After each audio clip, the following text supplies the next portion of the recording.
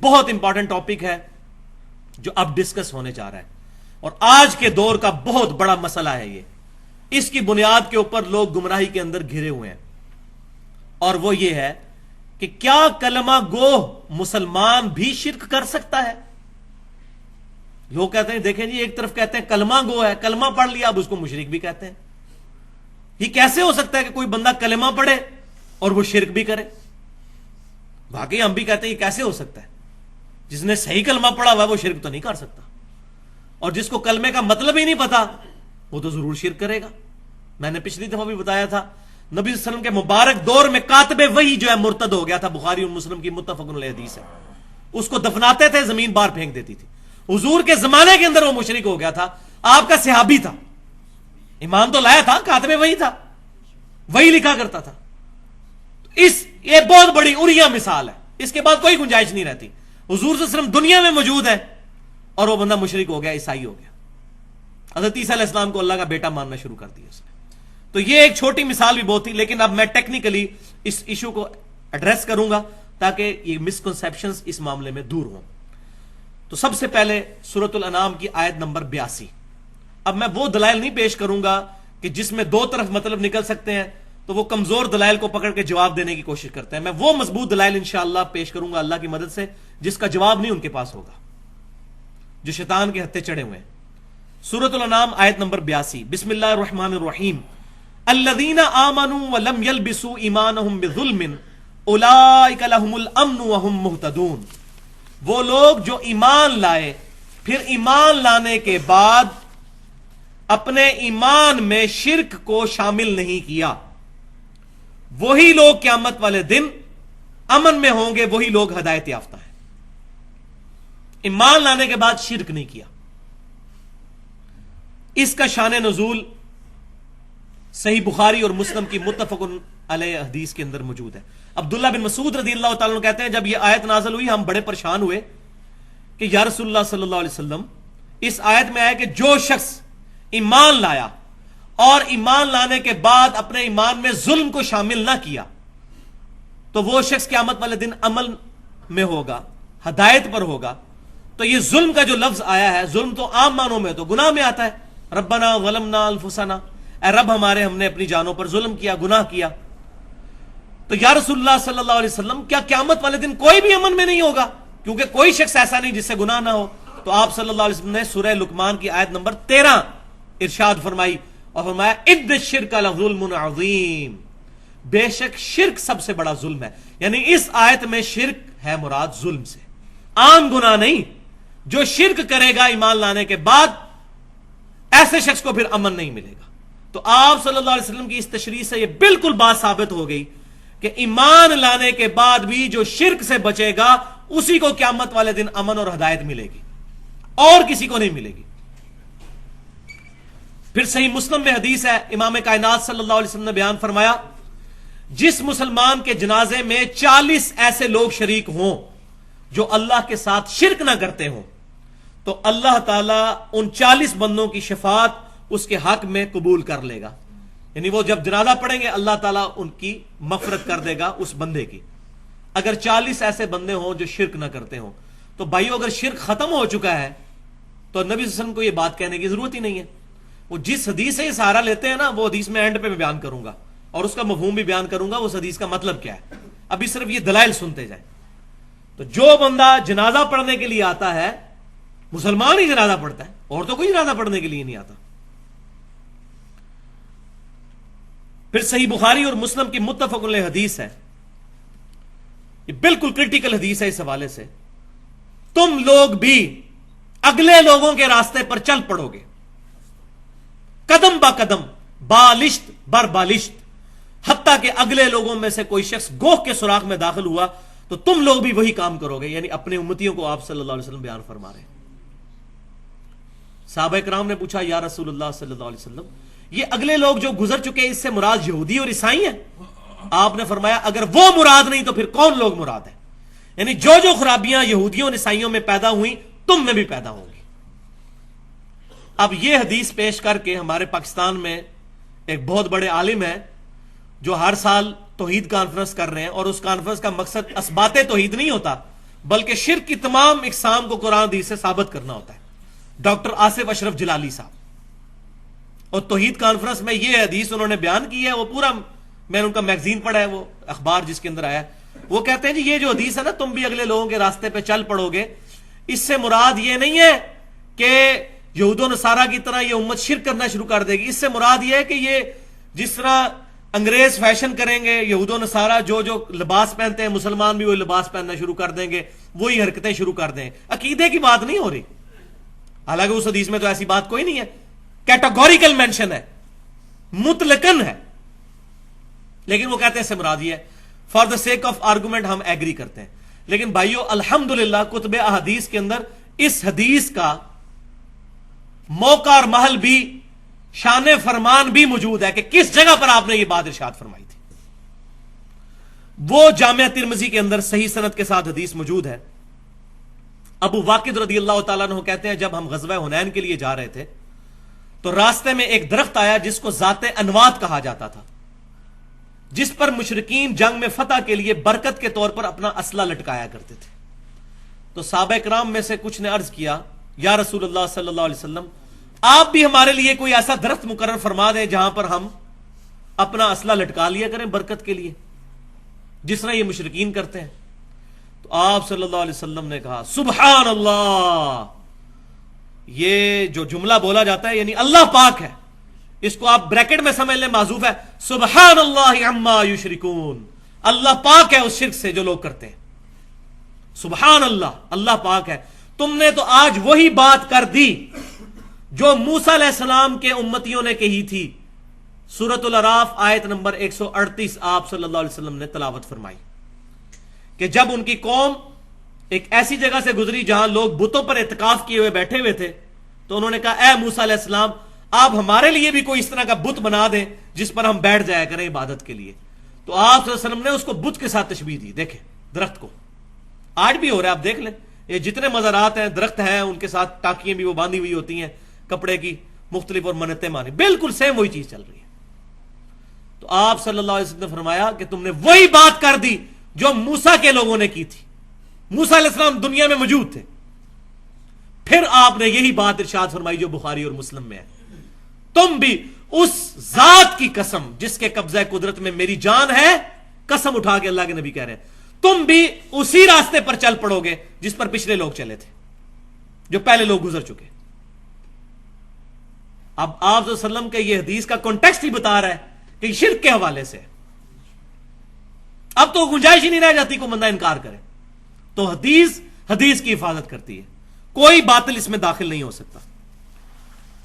پھر صحیح بخاری اور مسلم کی متفق علیہ حدیث ہے، سیدہ عائشہ کہتی ہیں حضور صلی اللہ علیہ وسلم کے بیماری کے دن تھے آخری، اور حضور کی دو بیویاں بیٹھ کے گفتگو کر رہی ہیں، ام سلمہ اور ام حبیبہ رضی اللہ تعالی عنہن، کہ جب ہم حبشہ گئے تھے ہم نے ماریا نام کا ایک گرجا دیکھا تھا جہاں بہت تصویریں لٹکی ہوئی تھی. تو نبی صلی اللہ علیہ وسلم جلال میں آئے، آپ صلی اللہ علیہ وسلم نے فرمایا یہی تو ان لوگوں میں خرابی تھی، جب ان میں کوئی نیک آدمی فوت ہو جاتا تھا تو وہ اس کی قبر پر مسجد بنا لیتے تھے، پھر وہاں اس کی تصویریں لٹکا لیتے تھے اور وہاں پر سجدے شروع کر دیتے تھے. قیامت والے دن اللہ کے حضور بدترین مخلوق ہوں گے یہ لوگ، بدترین مخلوق، والعیاذ باللہ. یہ بخاری اور مسلم کی متفق علیہ حدیث ہے.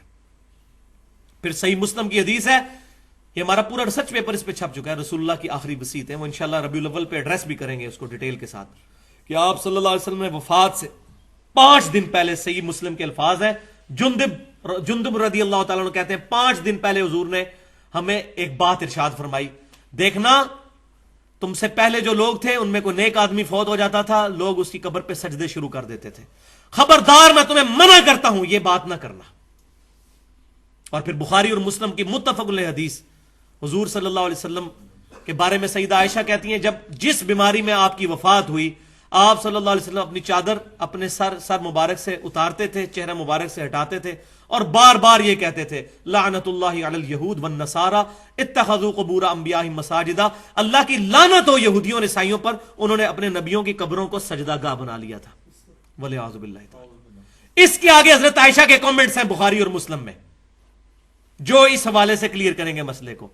سیدہ عائشہ کہتی ہیں اگر ہمیں یہ ڈر نہ ہوتا کہ لوگ رسول اللہ کی قبر پر سجدے شروع کر دیں گے تو ہم آپ صلی اللہ علیہ وسلم کی قبر مبارک کو زائرین کی زیارت کے لیے عام کھول دیتے، لیکن ہمیں ڈر تھا، اور حضور صلی اللہ علیہ وسلم بھی ہمیں اسی بات سے ڈرا رہے تھے۔ حضرت عائشہ کو تو ڈر تھا شرک کا، پاکستان کے مولوی کو 1400 سال بعد کوئی ڈر ہی نہیں ہے۔ ان سے زیادہ کون نبی صلی اللہ علیہ وسلم کی باتوں کا فہم رکھنے والا تھا؟ پھر مسند امام احمد کے اندر صحیح سند کے ساتھ حدیث موجود ہے، نبی صلی اللہ علیہ وسلم نے دعا فرمائی اللہم لا تجعل قبری وثنا یعبد، اے اللہ میری قبر کو وہ بت نہ بننے دینا کہ لوگ اسے پوجنا شروع کر دیں۔ والعیاذ باللہ تعالی، وثن کا لفظ بت نہ بننے دینا، یعنی جس کو پوجا جائے گا وہ بت ہے، چاہے قبر ہو یا پتھر ہو یا درخت ہو، میری قبر کو بت نہ بننے دینا۔ تو یہ احادیث تھیں جو بالکل یہ بات کلیئر کرتی ہیں کہ آپ صلی اللہ علیہ وسلم کو بھی خدشہ تھا، صحابہ اکرام کو بھی خدشہ تھا۔ پھر صحیح بخاری کے اندر نبی صلی اللہ علیہ وسلم کا یہ فرمان بھی موجود ہے، دیکھنا میری شان کو اس طرح بلند نہ کرنا جس طرح عیسائیوں نے، نصارہ نے اپنے نبی کی شان کو بلند کر دیا تھا، میں اللہ کا بندہ اور اس کا رسول ہوں، مجھے اللہ کا بندہ اور اس کا رسول ہی کہنا۔ آپ وسلم کو کیوں ٹینشن تھی؟ وہ آج پتہ چل رہا ہے ہمیں، جب ہمیں مسجد سے سننے کو ملتا ہے نور من نور اللہ، اللہ کے نور میں سے نکلا ہوا نور، اور اللہ کہہ رہا ہے لم یلد ولم یولد، اللہ میں سے نہ کوئی نکلا نہ اللہ کسی میں سے نکلا۔ یہ صحیح ترجمہ ہے اس کا، بالکل اپروپریٹ ٹرانسلیشن، نور من نور اللہ۔ وہی یہود و نصارہ والے کام شروع ہو گئے یہاں پر بھی، اللہ تعالی ہمیں محفوظ کرے۔ اب ہم اس آخری بات کی طرف آتے ہیں کہ یہ امت خوش نصیب امت ہے اس حوالے سے کہ اللہ تعالیٰ نے اس امت کے ایک گروہ کو قیامت تک کے لیے شرک سے محفوظ کر دیا، ایک گروہ کو۔ وہ جو حدیث پیش کرتے ہیں وہ اب آپ سن لیں۔ صحیح بخاری اور مسلم کی متفق علیہ حدیث ہے کہ آپ صلی اللہ علیہ وسلم نے غزوہ احد کے جو شہداء تھے ان پر 8 سال کے بعد نماز جنازہ پڑھی، اپنی وفات سے چند دن پہلے قبر پہ جا کے۔ پھر آپ صلی اللہ علیہ وسلم نے وہاں ایک خطبہ دیا جس میں آپ صلی اللہ علیہ وسلم نے فرمایا مجھے تمہارے بارے میں شرک کا خدشہ نہیں ہے، البتہ مجھے یہ ڈر ہے کہ تم دنیا کے مال کے اندر دنیا میں رغبت کرنا شروع کر دو گے۔ اس حدیث کو پیش کر کے کہتے ہیں کہ آپ صلی اللہ علیہ وسلم نے چونکہ فرما دیا کہ مجھے شرک کا خدشہ نہیں ہے، لہذا شرک بالکل ختم ہو گیا۔ تو پہلی بات یہ ہے کہ اس خطبے کے بعد وہ حدیث آتی ہے جو آپ صلی اللہ علیہ وسلم کی وفات سے جسٹ پہلے بستر مرگ پر ہے کہ اللہ کی لعنت ہو یہود و نصارہ پر، انہوں نے اپنے نبیوں کی قبروں کو سجدہ گاہ بنا لیا تھا، اور حضرت عائشہ کہہ رہی ہے کہ رسول اللہ صلی اللہ علیہ وسلم ہمیں ڈرا رہے تھے کہ یہ کام نہ کرنا۔ اگر اللہ نے آپ کو گارنٹی دے دی تھی کہ امت شرک نہیں کرے گی تو حضور کو ڈرانے کی کیا ضرورت تھی؟ کیا اللہ تعالیٰ پر ایمان نہیں تھا نبی صلی اللہ علیہ وسلم کا؟ نعوذ باللہ، ان سے بڑھ کر کون کامل الایمان ہو سکتا ہے؟ وہ مطلب جو لیا گیا اس حدیث سے وہ یہ نہیں ہے۔ یہ آپ اس حدیث کو غور سے سنیں کہ مجھے تم سے خدشہ نہیں شرک کا، یہ پرٹیکولر خطاب ہے اس گروہ کے ساتھ جو گروہ قیامت تک شرک سے محفوظ رہے گا۔ اس زمانے میں وہ گروہ صحابہ اکرام پر مشتمل تھا، اور پھر قیامت تک انہی کے پیٹرن پر مان علیہ و اصحابی کے تحت ایک گروہ شرک سے محفوظ رہے گا۔ صحابہ اکرام علیہم رضوان اس زمانے میں اس امت کے ریپریزنٹیٹو تھے، اس وقت کوئی فرقے نہیں بنے ہوئے تھے۔ پھر انہی کے پیٹرن پر ایک گروہ قیامت تک حق پر قائم رہے گا، اور یہ میں بات اپنی طرف سے نہیں کر رہا، یہ بخاری اور مسلم کی متفق علیہ حدیث ہے کہ آپ صلی اللہ علیہ وسلم نے فرمایا میری امت کا ایک گروہ قیامت تک حق پر قائم رہے گا، کوئی نقصان پہنچانے والا ان کو نقصان نہیں پہنچا سکے گا، وہ غالب رہیں گے علمی دلائل کے اوپر، ویسے نہیں، علمی دلائل کے اوپر، حتیٰ کہ قیامت آ جائے گی۔ ایک گروہ، اس ایک گروہ کے بارے میں بشارت ہے وہ شرک نہیں کرے گا۔ بنی اسرائیل میں تو سارے کے سارے گروہ شرک میں مبتلا ہو گئے، لیکن یہ امت توحید ہے، اس کا ایک گروہ قیامت تک حق پر قائم رہے گا۔ اور یہی جو حدیث بخاری اور مسلم کی ہے، اس کا بھی آپ شان ارشاد اگر پڑھ لیں سنن ابی داؤد کے اندر، اس کے اندر موجود ہے پوری حدیث، ترمذی میں بھی ابو داؤد میں بھی، کہ نبی صلی اللہ علیہ وسلم نے فرمایا قیامت اس وقت تک قائم نہیں ہوگی جب تک میری امت میں سے کچھ قبائل مشرکین میں سے نہ جا ملے اور دوبارہ سے بتوں کی پوجا نہ شروع کر دیں۔ یہ واضح الفاظ۔ پھر آپ ساتھ ہی فرما رہے ہیں بتوں کی پوجا شروع ہو جائے گی اور میرے بعد 30 جھوٹے دجال پیدا ہوں گے جن میں سے ہر شخص یہ دعویٰ کرے گا میں اللہ کا نبی ہوں، حالانکہ انا خاتم النبیین لا نبی بعدی، میں خاتم النبیین ہوں، میرے بعد کوئی نبی نہیں۔ اور پھر آپ نے فرمایا اس کے بعد کہ میری امت کا ایک گروہ قیامت تک حق پر قائم رہے گا، کوئی نقصان پہنچانے والا اس کو نقصان نہیں پہنچا سکے گا۔ اب اس آیت، اس حدیث کا بھی شان ارشاد پتہ چل گیا کہ کس موقع پہ آپ نے فرمایا تھا۔ پہلے آپ نے ذکر کیا کہ امت میں اس طریقے سے لوگ مشرکین کے ساتھ ملیں گے، بتوں کی پوجا شروع کریں گے، لیکن ایک گروہ بچ جائے گا، تو پتہ چل گیا۔ سنن ابی داؤد کے اندر حدیث ہے کہ آپ صلی اللہ علیہ وسلم نے فرمایا کہ 72 فرقے میری امت کے دوزخ میں جائیں گے۔ تو دوزخ میں کیوں جا رہے ہوں گے وہ؟ مسلمانوں کے فرقے، غیر مسلموں کو چھوڑ دیں۔ قادیانی فرقہ کہاں سے نکلا ہے؟ مسلمانوں میں سے۔ حلولیہ کہاں سے نکلے ہیں؟ مسلمانوں میں سے بھی۔ یہ لوگ شرک نہیں کر رہے۔ تو یہ حدیث بالکل آؤٹ آف کنٹیکسٹ پیش کی جاتی ہے۔ اس کا مفہوم صرف یہ ہے کہ میری امت ایز اے ہول، پوری امت گمراہ نہیں ہوگی جس طرح بنی اسرائیل ہو گئی تھی۔ ایک گروہ یہاں پر حق پر قائم رہے گا، اور وہ المستدرک للحاکم میں صحیح سند کے ساتھ حدیث موجود ہے۔ آپ صلی اللہ علیہ وسلم نے فرمایا کہ میری پوری امت کبھی بھی گمراہی پر جمع نہیں ہوگی، کبھی بھی ایسا نہیں ہوگا۔ ایک گروہ اختلاف کرتا رہے گا، ضرور حق پر قائم رہے گا۔ تو یہ جو حدیث ہے بخاری اور مسلم کی کہ مجھے تم سے شرک کا خدشہ نہیں، اس کی تفسیر جو محدثین نے کی ہے، بریلوی دیوبندی اہل حدیثوں نے نہیں، شیعوں نے نہیں، محدثین نے۔ ابن حجر اسقلانی رحمۃ اللہ علیہ المتوفا 852 ہجری، اور علامہ بدر الدین عینی رحمۃ اللہ علیہ المتوفا 855 ہجری، آج سے تقریباً 600-700 سال پہلے ان لوگوں نے اس حدیث کی شرح میں لکھ دیا کہ اس سے مراد یہ نہیں ہے کہ پوری امت شرک نہیں کرے گی، اس سے مراد ایک گروہ ہے۔ ورنہ ہم نے امت میں دیکھا ہے کتنے لوگ مشرک بھی ہوئے ہیں۔ یہ ان ائمہ نے بھی اپنی کتابوں کے اندر، فتح الباری کے اندر اور عمدۃ القاری کے اندر، محدثین نے یہ ڈیٹیل کے ساتھ لکھ دیا، اور میں نے الحمدللہ اس کی بھی حاجت نہیں، دلائل کے ساتھ یہ بات بالکل واضح کر دی ہے۔ تو آپ صلی اللہ علیہ وسلم نے فرمایا میری امت کا ایک گروہ قیامت تک حق پر قائم رہے گا، کوئی نقصان پہنچانے والا ان کو نقصان نہیں پہنچائے گا۔ تو ایک گروہ کی گارنٹی ہے، وہ نبی صلی اللہ علیہ وسلم کے زمانے میں صحابہ کرام تھے، آپ صلی اللہ علیہ وسلم کے بعد آپ صلی اللہ علیہ وسلم کے صحابہ کے پیٹرن پر قیامت تک ایک گروہ حق پر قائم رہے گا۔ اور یہاں وہ بھی حدیث سن لیں، یہ جو حدیث ہے کہ میری امت کے 72 فرقے دوزخ میں جائیں گے، سنن ابی داؤد میں، اس کے ساتھ الفاظ موجود ہیں کہ میری امت میں ایسے لوگ پیدا ہوں گے جن کے اندر بدعتیں اس طرح داخل ہو جائیں گی جیسے باولا کتا کسی کو کاٹ جائے اور اس کا زہر اس کے ریشے ریشے میں پہنچ جائے، ایسی میری امت کے اندر بدعتیں داخل ہو جائیں گی۔ اور پھر ان بدعتوں کا انجام کیا ہونا ہے؟ وہ بخاری اور مسلم کی متفق علیہ حدیث ہے، قیامت والے دن میرے حوض کوثر پہ کچھ لوگ لائے جائیں گے جن کو میں پہچانتا ہوں گا۔ کیوں؟ کہ مسلمانوں کے اعضائے وضو چمک رہے ہوں گے قیامت والے دن، قادیانیوں کے بھی چمک رہے ہوں گے۔ وہ تو پرسرات میں فیصلہ ہوگا نا کہ کون واقعی مسلمان ہے اور کون نام کا مسلمان ہے۔ قادیانی بھی اپنے آپ کو مسلمان ہی سمجھتے ہیں نا۔ تو میں اعضائے وضو کے چمکنے کی وجہ سے ان کو پہچان لوں گا۔ تو میرے حوض کوثر پہ جب وہ لوگ لائے جائیں گے، میں ان کو حوض کوثر سے جام پلانے لگوں گا، تو ان کے اور میرے درمیان ایک دیوار کھڑی کر دی جائے گی، وَلِعِیَاذُ بِاللَّهِ تعالی۔ میں کہوں گا اللہ یہ میرے امتی ہیں، یہ میرے ساتھی ہیں۔ تو نبی صلی اللہ علیہ وسلم کو کہا جائے گا اے اللہ کے رسول، آپ کو نہیں پتا آپ کے بعد ان لوگوں نے دین میں بدعتیں جاری کر دی تھیں اور دین سے الٹے قدم پھر گئے تھے۔ تو آپ صلی اللہ علیہ وسلم فرماتے ہیں میں کہوں گا سحقا سحقا لمن غیر بعدی، سحقا سحقا لمن بدل بعدی، ان پر پھٹکارو، ان کو مجھ سے دور کر دو جنہوں نے میری وفات کے بعد میرے دین کو بدل دیا، جنہوں نے میری وفات کے بعد میرا دین ٹیمپر کر دیا، ان کو مجھ سے دور کر دو، کوئی شفاعت نہیں ہوگی ان لوگوں کی۔ تو یہ جو کہتے ہیں جی اب شرک تو امتی کر ہی نہیں سکتا، کتنے مسلمانوں کے گروہ ہیں اس وقت جن کو سارے مشرک کہتے ہیں۔ ایران کے اندر ایک گروہ ہے نصیریہ فرقہ جو سیدنا علی کے لیے الوہیت کا عقیدہ رکھتا ہے، حضرت علی کو اللہ مانتا ہے۔ پوری دنیا کے شیعہ اس کو کافر کہتے ہیں، اس گروہ کو اہل سنت بھی کافر کہتے ہیں۔ حلولیہ کا گروہ کہ اللہ تعالیٰ بندے میں حلول کر جاتا ہے، پینتھیزم کا عقیدہ، یہ بھی کفری عقیدہ، شرکی عقیدہ۔